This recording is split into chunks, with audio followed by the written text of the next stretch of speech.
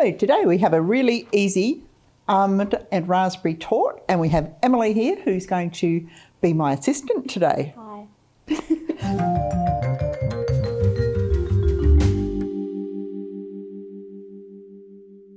So the first thing, I just wanted to explain that we're using a springform pan.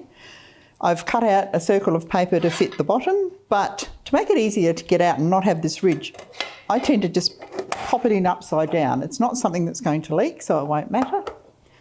Just give that a little spray and pop our paper in the bottom, and we're ready to go with the rest of our ingredients. So first of all, we've got some butter, which I've softened.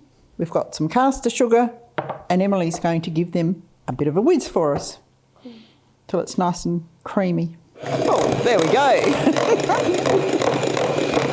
That's right. Well done. You're really good at this, aren't you?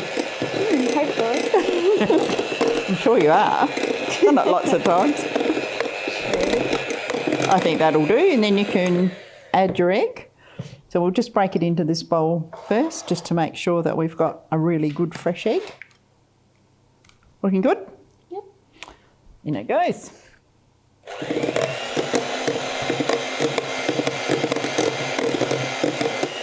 Look how yellow that is from the farm egg. Okay, that will do.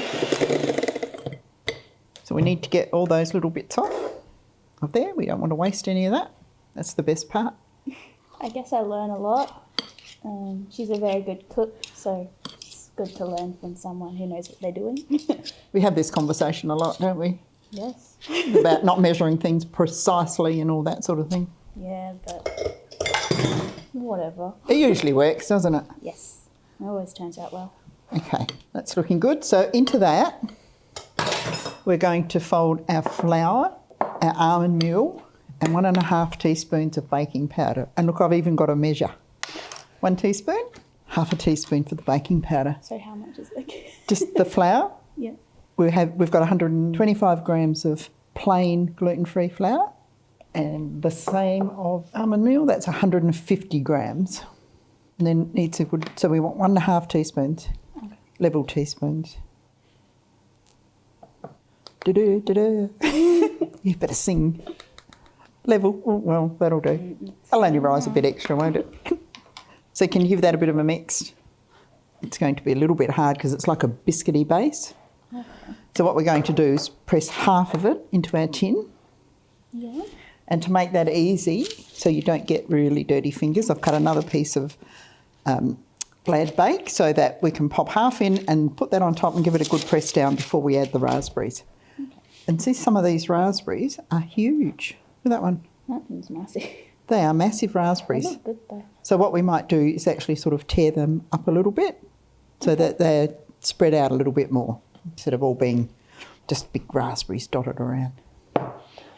I like making chocolate chip cookies the best. Yeah.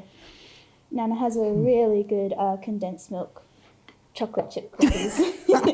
Not good for you, but taste really good. They do, don't they? Mm. And we'll just get right down into the bottom of there. Just a little bit of flour left, and then we can just put half the mixture in the... So it's looking pretty good. So divide it in half. How do you reckon we're going? Good. Is that about half? Perhaps a little bit more because we want a decent base on it, don't we? Yes. So we'll just spread that out a fraction, and then we can pop the glad bake on top, and you can give it a bit more of a spread around. So just put that on top and just give it a little press down. Not too hard because we don't want a real solid base, but just so we get it nice and even and out to the corners of the tin, I guess, or the edges of the tin.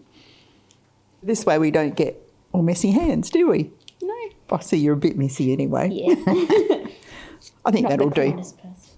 So just peel that off, put that to one side and pop your raspberries on. So I'd just tear them up a little bit just to dot them around because they are so big, aren't they? They are. They're massive.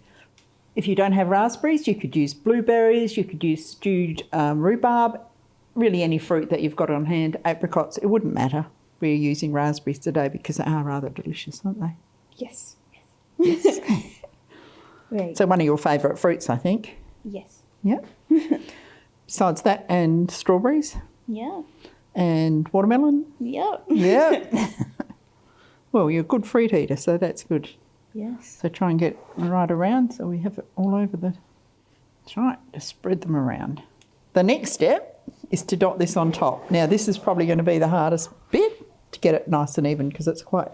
So my suggestion would be use your fingers, use the spoon and just dot it around and spread it out a little bit.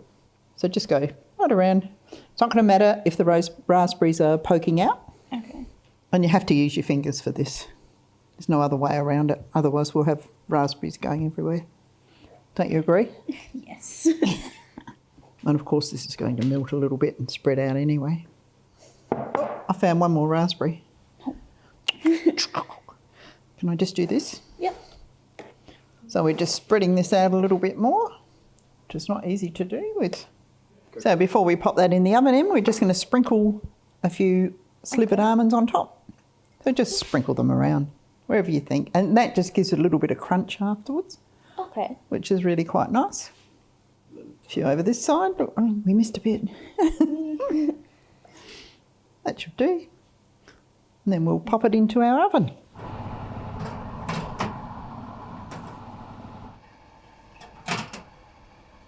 Oh, Em, this is looking really good and smelling fantastic. So would you like to take it out the tin? Sure. So we might need to lift it up from the bottom. Oh no, are we going to get it out? No, we don't want to break it. Oh, cool. Okay, so how do you think we'll go getting it onto here? Well. Well, come on. Hopefully. Let's just, we have it on the base, so you can take it over there, slide it off the base, and that's the advantage of tipping it up that way and not that way. Huh. If we had it up the other way, we wouldn't be able to do that. Okay, Emily, it's looking really good. It's smelling great. So we'll cut a piece, shall we? Yes. See what it looks like inside. And it's really quite warm out the oven still. So once again, it's fine cold, doesn't have to be hot. Do you want to do that? Oh, look at that. Okay, so we'll just pop some cream on top of that. Oh, how good's that looking? Really good. Not too much. And have a little try and see what you think. Okay. And you have to be honest.